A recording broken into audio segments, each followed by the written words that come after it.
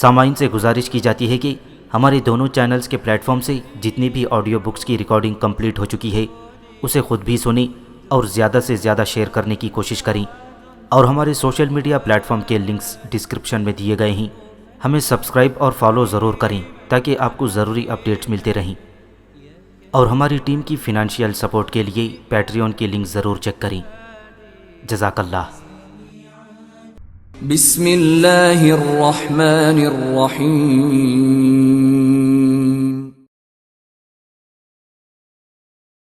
ڈوب ڈوب کے ابھری ناؤ، معاشرے پر چھائے ہوئے جعلی پیروں کے گناہوں کی شرمناک روداد۔ مصنف عنایت اللہ التمش۔ ایپیسوڈ 24۔ خالہ کو اللہ سزا دے رہا تھا، لیکن خالہ ابلیسیت کے اس مقام تک جا پہنچی تھی جہاں وہ عبرت حاصل کرنے کو اپنی توہین سمجھتی تھی۔ سب سے پہلے اس کی ایک لڑکی پیدا ہوئی جو بالکل تندرست اور صحت مند رہی۔ یہی وہ لڑکی تھی جو خالہ پرویز کو دینا چاہتی تھی۔ اس لڑکی کے بعد ایک لڑکا پیدا ہوا جو 1 مہینہ زندہ رہ کر مر گیا۔ پھر ایک اور لڑکا پیدا ہوا، وہ بھی چند گھنٹے زندہ رہ کر مر گیا۔ اس کے بعد ایک بچہ مردہ پیدا ہوا، یہ بھی لڑکا تھا۔ یہ سزا نہیں تھی تو اور کیا تھا؟ لڑکا ایک بھی زندہ نہ رہا اور لڑکی اچھی بھلی پلتی بڑھتی گئی۔ یہ بھی تو ایک سزا تھی کہ خالہ کا خاوند اس قدر نشئی ہو گیا تھا کہ خالہ کے لیے تو بیکار ہوا ہی تھا، زمینداری کے انتظامات سے بھی لا تعلق ہو گیا تھا۔ یہ الگ بات ہے کہ خالہ اس میں اپنی چودراہٹ سمجھتی کہ سارے انتظامات اس کے ہاتھ میں ہیں، لیکن دیکھنے والے کانوں کو ہاتھ لگاتے اور کہتے تھے کہ اسے کہتے ہیں دنیا میں ہی سزا مل جانا۔ خالہ کے خاوند کی اپنے بھائی کے ساتھ اب باقاعدہ عداوت پیدا ہو گئی تھی۔ ان کا باپ پہلے ہی فوت ہو چکا تھا۔ خالہ کے بھڑکانے اکسانے پر اس کا خاوند بڑے بھائی سے مطالبہ کرتا تھا کہ زمینیں تقسیم کر لی جائیں اور حویلی کے درمیان بھی دیوار کھڑی ہو جائے، لیکن بڑا بھائی ابھی تک خاندانی وقار کو سینے سے لگائے ہوئے تھا اور وہ پوری کوشش میں رہتا تھا کہ بھائیوں میں اثر نو اتفاق پیدا ہو جائے اور خاندان کی عزت بچ جائے، لیکن خالہ اس قسم کے جذبات سے آری تھی۔ ایک روز ان کے گاؤں میں بڑا ہی عجیب و غریب اور شرمناک واقعہ ہو گیا۔ ساونی کی فصل کھڑی تھی اور پوری طرح اونچی ہو چکی تھی۔ عام قد کا آدمی اس میں کھڑا ہو جاتا تو اس کا سر نظر نہیں آتا تھا۔ دوپہر کا وقت تھا، بعض کھیت خالی تھے جنہیں اگلی فصل یعنی گندم کے لیے تیار کیا جا رہا تھا۔ اچانک کسی عورت کی چیخ اور پھر شور شرابہ سنائی دیا۔ کھیتوں میں کام کرتے لوگ اس طرف دوڑے۔ انہوں نے دیکھا کہ خالہ اس حالت میں ایک خالی کھیت میں دوڑی آئی کہ اس نے ازار بند ہاتھ میں پکڑا ہوا تھا اور اس کی شلوار گری جا رہی تھی۔ اس کی قمیض 2 جگہوں سے پھٹی ہوئی تھی۔ لوگوں، یہ ظلم دیکھو، خالہ نے چیختے چلاتے ہوئے کہا۔ جسے میں اپنا بڑا بھائی اور باپ سمجھتی تھی اس نے میری عزت پر حملہ کیا ہے۔ یہ دیکھو، میرے کپڑے پھاڑ دیے ہیں اور شلوار کھول دی تھی، لیکن میں اس سے بچ کر بھاگ آئی۔ بہت سے لوگ اس کے ارد گرد اکٹھے ہو گئے، یہ سب اس کے گاؤں کے لوگ تھے۔ خالہ کا یہ واویلا سن کر ان تمام آدمیوں کا خون کھولنے لگا۔ کئی آوازیں اٹھیں کہ ہمیں بتاؤ وہ کون ہے، تمہارے سامنے اس کا خیمہ بنا ڈالیں گے۔ خالہ نے اس فصل کی طرف دیکھا جس میں سے نکل کر وہ دوڑی آئی تھی۔ سب نے ادھر دیکھا۔ خالہ کے خاوند کا بھائی آہستہ آہستہ لوگوں کی طرف چلا آ رہا تھا۔ وہ آ رہا ہے مردود، خالہ نے ادھر اشارہ کر کے کہا۔ دیکھو کیسی معصوم صورت بنائے چلا آ رہا ہے، یہ تو اللہ نے اس کافر سے میری عزت بچائی ہے۔ خاوند کا بھائی آہستہ آہستہ چلتا لوگوں کے سامنے جا کھڑا ہوا۔ ان آدمیوں پر جو وہاں کھڑے تھے خاموشی طاری ہو گئی۔ اگر وہ اجنبی ہوتا یا کوئی غنڈہ بدماش ہوتا تو یہ لوگ اسے زندہ نہ چھوڑتے، لیکن یہ شخص اس عورت کے خاوند کا بڑا بھائی تھا اور گاؤں میں اس کی شرافت مشہور تھی۔ کیا کہہ رہی ہے چودھری؟ ایک معزز آدمی نے پوچھا۔ یہ کیا کہہ رہی ہے؟ خاوند کے بڑے بھائی نے کہا۔ اسے کہو پھر وہی بات کہی جو اس نے تم سب سے کہی ہے۔ خالہ نے اور زیادہ چیخنا چلانا شروع کر دیا اور بڑے بھائی کو 2-4 گالیاں بھی دے ڈالیں۔ تم لوگوں نے اس کی بات سن لی ہے؟ بڑے بھائی نے کہا۔ یہ کہتی ہے اسے میں نے گرا لیا تھا، اس کی قمیض پھاڑی اور اس کی شلوار کھولنے کی کوشش کی۔ یہ بڑی مشکل سے مجھ سے اپنی عزت بچا کر بھاگی۔ اس کا مطلب یہ ہے کہ ہم دونوں میں فصل کے اندر دھینگا مشتی اور کشتی ہوئی ہے۔ سب چلو اور اس سے پوچھو کہ وہ جگہ کون سی ہے۔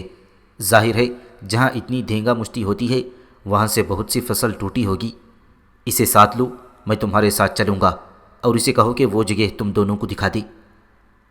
3-4 معزز قسم کے آدمیوں نے خالہ سے کہا کہ چلو وہ جگہ دکھاؤ، پھر دیکھو ہم کیا کرتے ہیں۔ معلوم نہیں خالہ نے پہلے سوچا تھا یا نہیں کہ ایسا بھی ہو سکتا ہے، یا سب کچھ جانتے ہوئے کہ لوگ شاید بات نہ مانیں اس نے یہ واویلا کیا، اور اب لوگ اسے جائے وقوع پر لے جانا چاہتے ہیں تو اس نے پینترا بدلا۔ میں تم سب میں اکیلی ہوں، میں اپنے خاوند کو بلانے جا رہی ہوں، میرے سر پر ہاتھ رکھنے والا کوئی بھی نہیں۔ خالہ وہاں سے چلنے لگی تو اس کے خاوند کے بڑے بھائی نے اس کا بازو پکڑ لیا اور لوگوں سے کہنے لگا کہ کوئی اور دوڑ کر جائے اور اس کے خاوند کو ساتھ لے آئے۔ خالہ نے اپنا بازو چھڑانے کے لیے ہنگامہ برپا کر دیا۔ وہ وہاں سے بھاگنے کی کوشش کر رہی تھی لیکن لوگ اسے بھاگنے نہیں دے رہے تھے۔ بڑے بھائی کے کہنے پر ایک آدمی ان کے گھر کی طرف دوڑا گیا۔ سب یہیں موجود رہنا، بڑے بھائی نے لوگوں سے کہا، میرا بھائی آ رہا ہے اور پھر وہ جگہ چل کر دیکھیں گے، لیکن اس عورت کو یہیں رکھنا تمہارا کام ہے، یہ میرے بھائی کی بیوی ہے، میں تمہیں اجازت دیتا ہوں کہ اسے یہیں قابو کیے رکھو۔ خالہ کہاں قابو میں آنے والی تھی، اس نے وہ اودھم مچایا کہ اتنے سارے آدمی گھبرا گئے، اسے کوئی پکڑ کر دبوچ تو سکتا نہیں تھا۔ وہ مرد ہوتی تو پھر 2-3 آدمی اسے پکڑ کر رکھتے، اسے گرا بھی لیتے، لیکن یہ عورت تھی اور ایک اچھے خاندان سے اس کا تعلق تھا۔ لوگوں نے اسے ہاتھ لگائے بغیر روکے رکھا۔ وہ جدھر منہ کرتی تھی 2-3 آدمی اس کے آگے ہو جاتے تھے۔ ٹھہر جاؤ بیٹی، ایک معزز بزرگ نے اس کے آگے کھڑے ہو کر کہا، تم نے ایک آدمی پر جو الزام لگایا ہے وہ کوئی معمولی الزام نہیں، اس بات پر تو خون بہہ جایا کرتے ہیں۔ تمہارا ملزم یہیں کھڑا ہے، تم بھی یہیں کھڑی رہو، انصاف ہم کریں گے۔ اس طرح خالہ کو کسی نے وہاں سے نکلنے نہ دیا اور اس کا خاوند جھومتا ہوا آ گیا۔ صاف پتہ چلتا تھا کہ وہ نشے میں ہے یا نشے کے بعد کے اثر نے اسے نڈھال کر رکھا ہے۔ اسے دیکھ کر خالہ نے آسمان سر پر اٹھا لیا تھا۔ اپنے بھائی کی کرتوت دیکھ لو، خالہ نے خاوند سے چلا کر کہا، ان لوگوں سے پوچھو تمہارے بھائی نے کیا گل کھلایا ہے۔ ہم سے کیا پوچھے گا، ایک بزرگ نے کہا، ہم نے جو سنا ہے وہ تمہاری زبان سے سنا ہے، ہم نے دیکھا تو کچھ بھی نہیں، تم اپنی زبان سے اپنے خاوند کو بتاؤ۔ لوگ خالہ کی ڈھیٹ پن اور اس کی بے حیائی پر حیران رہ گئے۔ اس نے اب اور ہی زیادہ اونچی آواز میں اپنے خاوند کے بڑے بھائی پر وہی الزام لگانا شروع کر دیا جو وہ پہلے سنا چکی تھی۔ اب اس کا انداز ایسا تھا جیسے خاوند کی غیرت کو بھڑکا رہی ہو اور چاہتی ہو کہ اس کا خاوند بلا سوچے سمجھے اپنے بڑے بھائی کے گلے پڑ جائے اور بھائیوں میں خون ریز تصادم ہو۔ ایک اور معزز بزرگ نے خالہ کے خاوند سے کہا کہ وہ اسے کہتے ہیں کہ ہمیں وہ جگہ دکھائی جہاں اس کی عزت پر حملہ کیا گیا ہے، اور یہ لڑ جھگڑ کر وہاں سے بھاگ آئی۔ خالہ کے خاوند نے اسے کہا کہ وہ جگہ دکھا دی۔ خالہ اور ہی زیادہ پھٹنے لگی اور اس نے اپنے خاوند کو بے غیرت تک کہہ ڈالا۔ یہ سب تمہاری وجہ سے ہوا ہے بے غیرت آدمی، خالہ نے اپنے خاوند سے کہا، تم نشئی نہ ہوتے تو عزت پر ہاتھ ڈالنا دور کی بات ہے، کوئی میری طرف بری نظر سے دیکھنے کی ضرورت نہ کرتا۔ تمہارے اپنے بھائی نے مجھے بے آسرا سمجھ کر مجھ پر حملہ کیا ہے جسے میں سب کے سامنے بیان بھی نہیں کر سکتی۔ خالہ کا خاوند چرس کے قبضے میں تھا اور اس کی سوچوں پر خالہ قابض تھی، اس کی اپنی کوئی آزادانہ سوچ جیسے تھی ہی نہیں۔ اس نے خالہ کا واویلا دیکھا تو غالباً اس نے یہ سوچا کہ کوئی عورت ایسا ننگا جھوٹ نہیں بول سکتی جیسے خالہ بول رہی تھی۔ وہ بھڑک اٹھا، اس کے قریب کھڑے ایک آدمی کے ہاتھ میں کدال تھی۔ خاوند نے لپک کر وہ کدال اس شخص سے چھین لی اور اس کے جسم میں ایسی پھرتی آ گئی کہ وہ اپنے بڑے بھائی پر جھپٹا۔ وہ کدال اپنے سر سے اوپر لے گیا تھا۔ 2-3 سیکنڈ ہی کی دیر رہ گئی تھی، 2 آدمی اس کے آگے آ گئے اور ایک آدمی نے پیچھے سے کدال پکڑ لی۔ ایک بزرگ دونوں بھائیوں کے درمیان آ گیا۔ بلا سوچے سمجھے ایک دوسرے کے خون کے پیاسے نہ ہو جاؤ، بزرگ نے کہا، ہمیں پہلے وہ جگہ دیکھنے دو جہاں یہ غلط حرکت ہوئی ہے۔ میں ابھی کچھ اور نہیں کہنا چاہتی تھی، خالہ نے کہا، لیکن اب اتنے سارے مردوں کے سامنے ساری بات کہہ دیتی ہوں۔ میرے خاوند کے اس بڑے بھائی نے مجھے 2-3 مرتبہ کہا ہے کہ تمہارا خاوند چرسی اور بھنگی ہے اور تمہارے کام کا نہیں رہ گیا، میرے ساتھ دوستی کر لو۔ میں اسے ٹالتی رہی، یہ شخص اپنی بیوی کو میکے بھیج دیتا ہے اور پھر مجھ پر جال پھینکنا شروع کر دیتا ہے۔ آخر میں نے کل اس کا منہ توڑ دیا ہے، اب اس نے میرے ساتھ کوئی ایسی بات کی تو میں اس کے چھوٹے بھائی کو بتا دوں گی۔ اسی کا نتیجہ ہے کہ آج میں اس طرف آئی تھی اور یہ مجھے دیکھ کر میرے پیچھے پیچھے آ گیا، اور جب دیکھا کہ میں اونچی فصل کی مینڈ پر پہنچ گئی ہوں تو اس نے مجھے پیچھے سے دبوچ لیا اور اٹھا کر فصل کے اندر لے گیا۔ خالہ نے پھر وہی بات دہرائی جو شروع سے کہہ رہی تھی۔ 2-3 آدمی اسے کہہ چکے تھی کہ انہیں وہ جگہ تو دکھا دی، لیکن خالہ ہر بار کوئی اور ہی واویلا شروع کر دیتی تھی۔ پھر یہ خبر گاؤں میں پہنچ گئی تھی اور گاؤں کے بہت سے اور آدمی پہنچ گئے۔ اب وہاں ایک ہجوم اکٹھا ہو گیا تھا۔ ان میں سے بھی کچھ آدمیوں نے خالہ کے خاوند سے کہا کہ پہلے چل کر وہ جگہ دیکھیں، لیکن خاوند کا دماغ اس کے اپنے قبضے میں تھا ہی نہیں۔ وہ اتنا بھڑکا اور بپھرا ہوا تھا کہ کسی کی بات سننا ہی نہیں چاہتا تھا۔ اگر لوگ اسے پکڑ کر نہ رکھتے تو وہ کدال سے اپنے بڑے بھائی کی کھوپڑی کھول دیتا۔ یہ کوئی عام سا تنازع یا معمولی سا جھگڑا نہیں تھا کہ لوگ درمیان میں آ کر دونوں بھائیوں کی صلح صفائی کرا دیتی۔ اگر یہ واقعہ صحیح ہوتا تو یہ نظر انداز کرنے والا جرم نہیں تھا۔ گاؤں کے پنچ اور بزرگ بھی آ گئے تھے۔ گاؤں کے ان بڑوں نے فیصلہ کیا کہ یہ ایسی بات ہے جو یہاں کھیتوں میں کھڑے کھڑے ختم نہیں ہو سکتی۔ یہ بڑوں کی پنچایت کے آگے رکھی جائے اور پھر کوئی فیصلہ کیا جائے گا۔ یہ اس وقت کا واقعہ ہے جب لوگ برادری کے بڑوں کا حکم مانتے تھے۔ ایک بات آج بھی میرے دماغ میں اٹکی ہوئی ہے۔ بختی نے مجھے یہ واقعہ سناتے ہوئے کہا، میں یہ واقعہ سن کر صرف اس بات پر حیران ہو رہی تھی کہ خالہ سارے گاؤں کے مردوں میں کھڑی ایسی شرمناک بات کرنے کی جرأت رکھتی تھی۔ عورت تو موت قبول کر لی، مردوں کے سامنے ایسی بات کبھی نہ کرے۔ بختی کے سنائے ہوئے اس واقعے سے پہلے میں 2 ایسے واقعات سن چکی تھی۔ یہ دونوں پاکستان کے واقعات تھے۔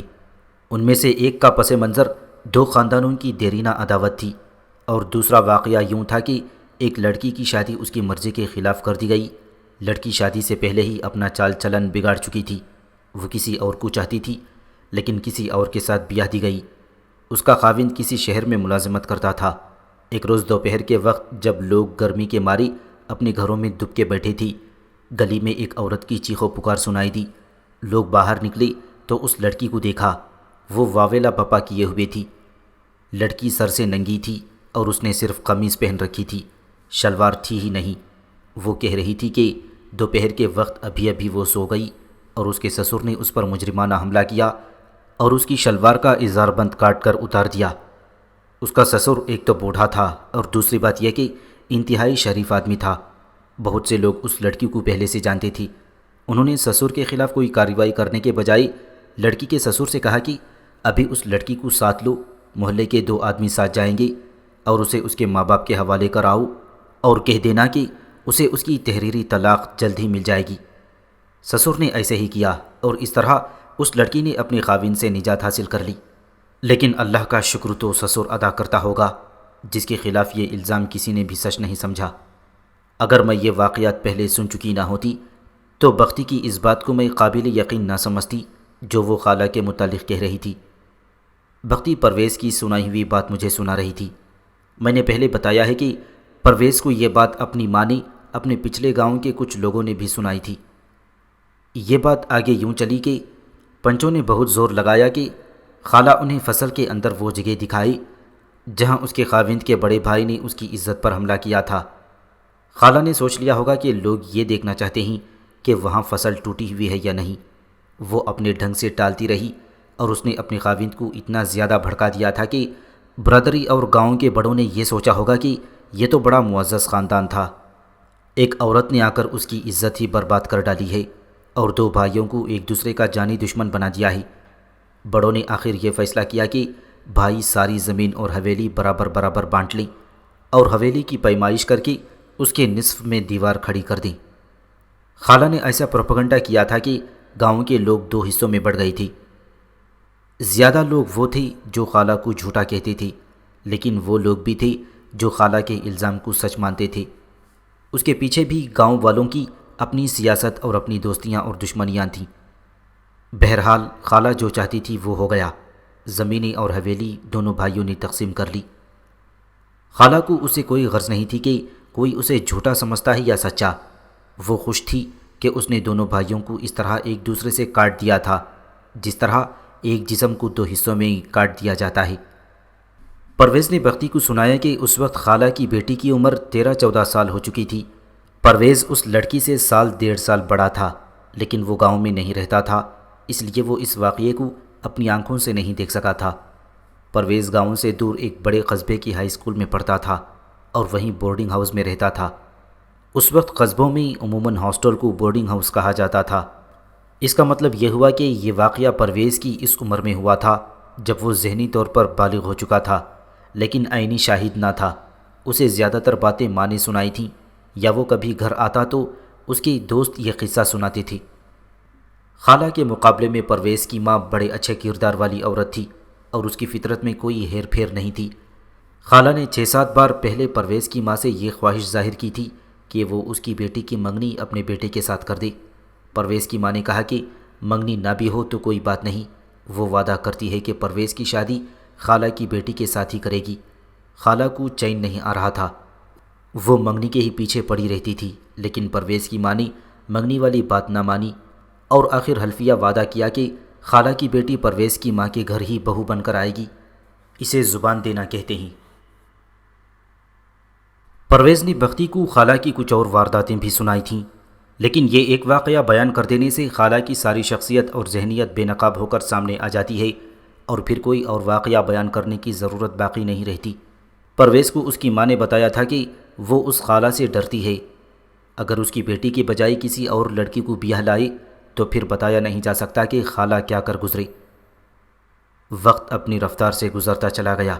پرویز نے گھر سے دور رہ کر ایف اے تک تعلیم حاصل کی اور اسے پولیس کے محکمے میں کلرک کی نوکری مل گئی۔ پھر پرویز نوجوانی سے جوانی کی سرحد میں داخل ہو گیا۔ دیکھو بختی، پرویز نے خالہ کی یہ باتیں سنا کر بختی سے کہا، یہ تو ایک اور بات ہے کہ تم مجھے مل گئی تھیں، تم مجھے نہ ملتی تو بھی میں خالہ کی بیٹی کے ساتھ شادی نہ کرتا۔ اس ماں کی بیٹی لازمی طور پر ماں جیسی ہی ہو سکتی تھی۔ میں حیران ہوں کہ امی اور آپا مجھے کہتی تھیں کہ میں خالہ کی بیٹی کو قبول کر لوں۔ میں نے تو اللہ کا شکر ادا کیا کہ پاکستان بن گیا اور ہمیں ہجرت کر کے ادھر آنا پڑا۔ پرویز نے بختی کو بڑی تفصیل سے بتایا کہ وہ جب اپنی ان تمام رشتہ داروں سے ہجرت کے وقت بچھڑ گیا تھا اور انہیں لاہور میں ڈھونڈتا پھرتا تھا، اس وقت وہ دل میں دعائیں کرتا تھا کہ اللہ کرے اس کی خالہ اور خالہ کی بیٹی سرحد پار ہی رہ جائیں۔ خالہ کی بیٹی اچھی خاصی خوبصورت لڑکی تھی، لیکن اس کی فطرت میں شیطانیت بھری ہوئی تھی۔ بختی نے مجھے بتایا کہ اس نے بھی خالہ کی بیٹی کو دیکھا تھا اور یہ لڑکی شکل و صورت کے لحاظ سے بختی کو اچھی لگی تھی۔ ان کی یہ ملاقات ایک دعوت ولیمہ پر ہوئی تھی۔ بختی اس کی شکل و صورت کے علاوہ اس کی باتوں سے بھی متاثر ہوئی تھی اور بختی کو ذرا سا شک بھی نہ ہوا کہ یہ ایک بڑی ہی شیطان ماں کی بیٹی ہے۔ بختی نے پرویز کو بتایا تھا اور اپنی یہ رائے بھی دی تھی، اور پرویز نے کہا تھا کہ بچ کر رہنا، یہ میٹھا زہر ہے، یا اسے بڑی ہی دلکش چھری کہہ لو۔ اب پرویز اسے خالہ کی ہسٹری سنا رہا تھا۔ خالہ کی جوانی گئی گزری بات ہو گئی تھی، لیکن اس کی فطرت جس میں فتنہ و فساد کے سوا کچھ بھی نہ تھا پہلے کی طرح جوان تھی۔ اس کا خاوند زندہ تھا، لیکن وہ زندہ لاش تھا۔ جو کچھ بھی تھی وہ خالہ تھی۔ آخر لاہور پرویز کو اپنے تمام رشتہ دار مل گئے۔ تصور میں لایا جا سکتا ہے کہ وہ کتنا خوش ہوا ہوگا، لیکن خالہ اور اس کی بیٹی کو زندہ سلامت دیکھ کر پرویز کی خوشیوں پر پانی پھر گیا۔ پھر یہ لوگ آباد ہو کر نئی زندگی میں رواں ہو گئی تو خالہ نے پرویز کی ماں سے یہ تقاضا شروع کر دیا کہ پرویز اور اس کی بیٹی کی شادی ہو جائے، اور یہ پرویز کی خوش قسمتی تھی کہ شادی کسی نہ کسی بہانے ٹلتی گئی اور اس عرصے میں پرویز کو بختی مل گئی۔ بختی جب مجھے یہ داستان سنا رہی تھی تو میرے ذہن میں ایک اور بات اٹک گئی تھی۔ خالہ نے اپنے خاوند کو اس کے بڑے بھائی سے ٹکرا دیا تھا، اور خالہ نے جو شرمناک ناٹک کھیلا تھا وہ میں نے مکمل سنا دیا ہے۔ یہ سب زمین اور جائیداد کی خاطر تھا۔ بھائی بھائی کا دشمن ہو گیا تھا اور ایک باعزت خاندان کی عزت خاک میں مل گئی تھی۔ خالہ نے آدھی جائیداد وصول کر لی تھی، لیکن وہ جائیداد کہاں گئی؟ اللہ نے ایسے امتحان میں ڈالا کہ گھر سے بے گھر ہوئے اور جان کے لالے پڑ گئے۔ جائیداد کوئی اور لے گیا، مگر بھائیوں کی دشمنی قائم رہی۔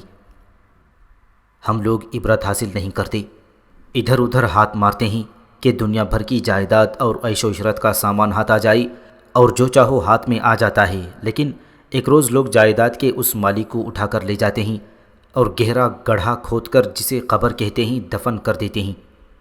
بختی کی باتوں سے معلوم ہوتا تھا کہ خالہ نے ذرا سے بھی عبرت حاصل نہیں کی۔ بے شک انہیں اچھی خاصی زرعی زمین الاٹ ہو گئی تھی، لیکن اس زمین میں برکت ڈالنے کے لیے اللہ کی خوشنودی درکار تھی۔ خالہ پھر اپنی ڈگر پر چل پڑی تھی۔ پرویز نے یہ ساری ہسٹری سنا کر بختی کو خبردار کر دیا تھا کہ خالہ اس کی بیٹی سے پوری طرح محتاط رہی۔ خالہ تو پکی ناراض ہو گئی ہے، بختی نے پرویز سے کہا۔ اس کے ساتھ تو کبھی ملاقات ہوگی ہی نہیں، نہ وہ ادھر آئے گی نہ ہم ادھر جائیں گے۔ یہ نہ سوچو، پرویز نے کہا، تم نے ابھی خالہ کی فطرت کو سمجھا ہی نہیں، وہ ہمیں بخشے گی نہیں، انتقامی وار ضرور کرے گی۔ اس کے لیے اس نے اگر ضروری سمجھا تو ناراضگی ختم کر کے پہلے سے زیادہ میل جول شروع کر دے گی۔ اگر ایسا ہو جائے تو تم تعلق رسمی رکھنا، اس کے ہاتھ کی دی ہوئی کوئی چیز بھی نہ کھانا نہ پینا۔ ہو سکتا ہے بعض قارئین اکرام خالہ کے کردار کو افسانوی سمجھیں۔ اگر آپ اپنے معاشرے اور چار دیواری کی دنیا کا مشاہدہ بڑی گہری نظر سے کریں تو آپ کو ایسے کردار نظر آ جائیں گے۔ ہمارے دیہاتی معاشرے میں خالہ جیسی عورتوں کی کمی نہیں۔ یہ جو آپ دیرینہ دشمنی اور خاندانی عداوت پر قتل و غارت دیکھتے ہیں، اس کے پیچھے خالہ جیسی عورتوں کا ہاتھ ضرور ہوتا ہے۔ بعض اوقات مرد مل بیٹھ کر صلح سمجھوتا کر لیتے ہیں، لیکن وہاں خالہ جیسی کوئی عورت موجود ہو تو وہ اپنے آدمیوں کو بھڑکا کر یا خالہ کی طرح کوئی ناٹک کھیل کر صلح صفائی اور راضی نامے کو دونوں طرفوں کے مردوں کے خون میں ڈبو دیتی ہیں۔ یہ کیس جب عدالتوں میں جاتے ہیں تو خالہ جیسی کوئی عورت گواہ کے طور پر پیش ہوتی ہے۔ ایسی عورت ایسی مظلومیت کی ایکٹنگ کر کے گواہی دیتی ہے کہ مجسٹریٹوں اور ججوں کو بھی متاثر کر لیتی ہے۔ انہیں کوئی غم نہیں ہوتا کہ خاوند قتل یا قید ہو گیا ہے یا بیٹا پھانسی چڑھ رہا ہے۔ انہیں اپنی بات اور اپنی ناک رکھنے کا ہی خیال ہوتا ہے، اور اس کے لیے وہ اپنے خاوندوں، بیٹوں اور بھائیوں تک کو قربان کر دیتی ہیں۔ بہت عرصے کی بات ہے، میرے شہر کے قریب کے ایک گاؤں کی ایک عورت سے ملوایا گیا۔ رو رو کر اس عورت کا حال بڑا ہی برا ہو گیا تھا۔ وہ بیوہ تھی، صرف ایک بیٹا تھا، اور یہ بیٹا 20 سال کا ہوا تو اس نے خاندانی دشمنی کی بنا پر ایک آدمی کو قتل کر دیا اور پھانسی چڑھ گیا۔ میرے دل میں اس عورت کی ہمدردی پیدا ہوئی اور مجھے پتہ نہ چلا کہ میں اس عورت کی دلجوئی کس طرح کروں۔ بعد میں ان دونوں خواتین نے جنہوں نے مجھے اس عورت سے ملوایا تھا مجھے اصل بات بتائی۔ انہوں نے سنایا کہ اس کا خاوند عداوت کی بنا پر قتل ہو گیا تھا۔ اسے قتل کرنے والی یہی عورت تھی۔ بات معمولی سی تھی جس پر دوسرے فریق کے ساتھ صلح سمجھوتا ہو سکتا تھا، لیکن اس عورت نے اپنے خاوند کو اتنا بھڑکایا اور گرمایا کہ خاوند کلہاڑی لے کر نکل آیا اور دوسرے فریق کو للکارنے لگا۔ پھر لڑائی ہوئی، خون خرابہ ہوا اور اس عورت کا خاوند زخموں کی تاب نہ لا کر چل بسا۔ اس کے خاوند کا قاتل پکڑا گیا، لیکن یہ کھلی لڑائی تھی جس میں دونوں طرف کے آدمی زخمی ہوئے تھے، اس لیے عدالت کے لیے یہ معلوم کرنا کہ اصل قاتل کون تھا ممکن نہ تھا۔ آخر سب کو بری کر دیا گیا۔ اس عورت کا ایک بچہ تھا جس کی اس وقت تقریباً عمر 2 سال تھی۔ اس عورت نے اپنی جوانی قربان کر دی، دوسری شادی نہ کی اور اسی بچے کو پالتی رہی۔ بچے کا جب شعور بیدار ہوا تو ماں نے اس کے ذہن میں یہ ڈالنا شروع کر دیا کہ تم نے اپنے باپ کے خون کا بدلہ لینا ہے۔ اس نے بچے کی تربیت اسی سبق پر کی، اور جب بچہ 19-20 سال کا ہوا تو ایک روز ماں نے اسے کلہاڑی دی، دعائیں بھی دیں اور کہا کہ اپنے باپ کے قاتل کو قتل کر دو۔ بیٹے نے جا کر گاؤں کے لوگوں کے سامنے اس شخص کو قتل کر دیا۔ اب یہ ماں روتی اور اپنے بال نوچتی تھی۔ اصل کہانی سے ہٹ کر یہ باتیں لکھنے سے میرا مطلب یہ ہے کہ ہمارے معاشرے میں خصوصاً دیہات میں خالہ جیسے کردار موجود ہیں، اور انہی کے دم قدم سے خاندانی عداوتیں چلتی رہتی ہیں۔ پرویز نے جب بختی کو خالہ کی یہ ساری ہسٹری سنائی تو بختی کے دل پر خوف بیٹھ گیا۔ بختی بھلی عورت تھی، ان سیاست بازیوں کو نہیں سمجھتی تھی۔ اسے تو یہ بھی معلوم نہ تھا کہ چرب زبان عورت اور صاف دل عورت میں کیا فرق ہوتا ہے اور اس کی پہچان کیا ہے۔ بختی نے ٹھیک کہا تھا کہ وہ بہت ہی خوش تھی کہ اس کی شادی ایک ایسے آدمی کے ساتھ ہو گئی تھی جو اسے چاہتا تھا، اور پھر بختی کے لیے کیا یہی خوشی کم تھی کہ در بدر ٹھوکریں کھانے کے بجائے اسے ایک باعزت گھرانہ مل گیا تھا۔ لیکن اس خوشی پر بختی یوں محسوس کرتی تھی جیسے کسی شر شرار کا عاصبی سایہ پڑا ہوا ہو۔ اب تو وہ اور ہی زیادہ ڈرنے لگی، اور اس نے تہیہ کر لیا کہ اللہ کی عبادت میں ایک وقت بھی کوتاہی نہیں کرے گی۔ اس کا یہ عزم کوئی نئی بات نہیں تھی۔ آپ نے بختی کی اس آپ بیتی میں دیکھ لیا ہے کہ وہ ہر مشکل میں اللہ کو پکارتی تھی اور اللہ اس کی مشکل آسان کر دیتا تھا۔ یہ دراصل خلوص نیت کا کرشمہ تھا۔ اللہ ان لوگوں کی مدد نہیں کرتا جو صرف مشکل کے وقت اللہ کو پکارتے ہیں، اور جب مشکل آسان اور حالات اچھے ہو جاتے ہیں تو اللہ کو بھول جاتے ہیں۔